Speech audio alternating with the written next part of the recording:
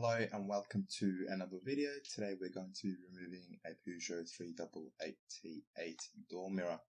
And if you enjoy this content and find it helpful, please don't forget to like, comment and subscribe, and let's get into our main tutorial.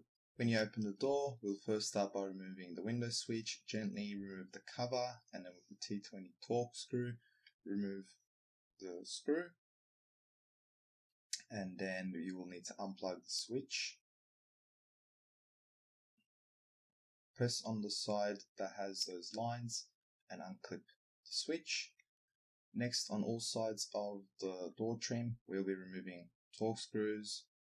So there'll be one to bottom right, and on the bottom we'll remove the courtesy light.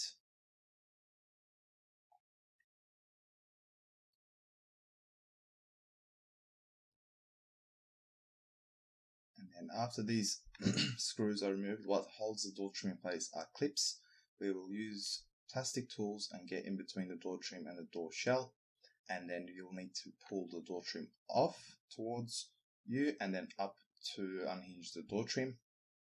I will put on another video from another vehicle on how to fit the door trim back on. So pull from the bottom and lift the slider upwards. And over here are the clips. Sometimes they get stuck on the door and sometimes they're on the door trim. You'd want them to be on the door trim. Here is the plugs for the mirror. The two plugs, you'll need to remove them both. This is why we need to remove the door trim, so we can unplug the mirror. And there's nothing else holding the cables in place. After you remove, there's a cover on the inside of the door shell, and there will be a 10 or 13mm nut there. And once you remove this nut, all that's left to do is to wriggle the door mirror out of place. Refitting the mirror is basically following the steps taken in this video.